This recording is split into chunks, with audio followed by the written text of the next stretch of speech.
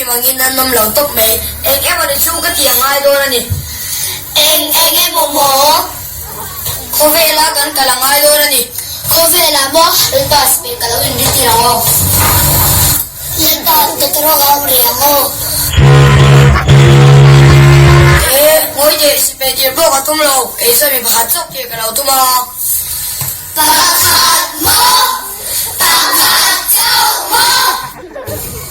sống đang ăn đây sẽ lỡ được thì là nhiều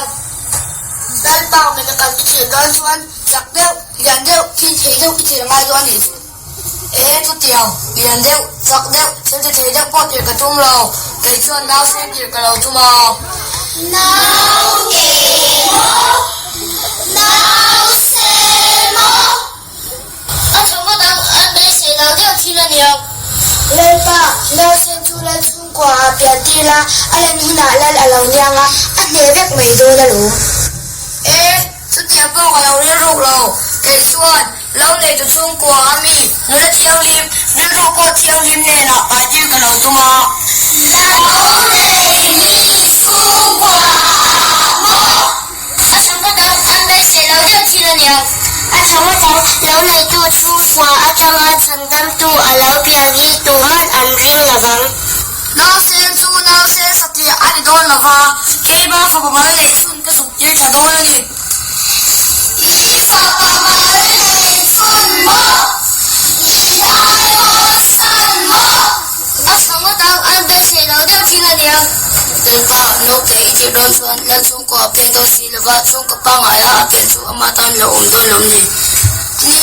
ali kop mei lan chung ko piang don bok si lova chung ko pa ngai a ko a piang don lova ke chuan rani na piang je ka tu mani rani na ho ran choi ran te si na ho arin se ho sống đang ăn đây sẽ lỡ được thì là nhiều chút tiền hơn thì cho lên ta anh kinh nghiệm sinh khen lên ta đang tiền xe thằng anh sẽ đôi cái lâu tự tự lo cái sự khám đôi này luôn ngồi chơi gặp re là tai mi si lo ba cái tay mình gồng đôi chuồng á mày nakin hun ro pui so ata nila ham re don nia asong tu da chuan an hunga an sia ang ti chuan kamangai na ta mi sing ta chu an tlan bo le to ngai lawang anh đi chuan lên ba lâu phiền lom lan ar si cái đèn cần sai thầy anh em ai ke lawang ar si in soi ta ka chuan naw piang chin chia na ar silian bi kan sia manga ar si chuan naw te lu chu a chil nanga ti chuan an lo re thei do na lom ô anh thằng có thằng sai ô su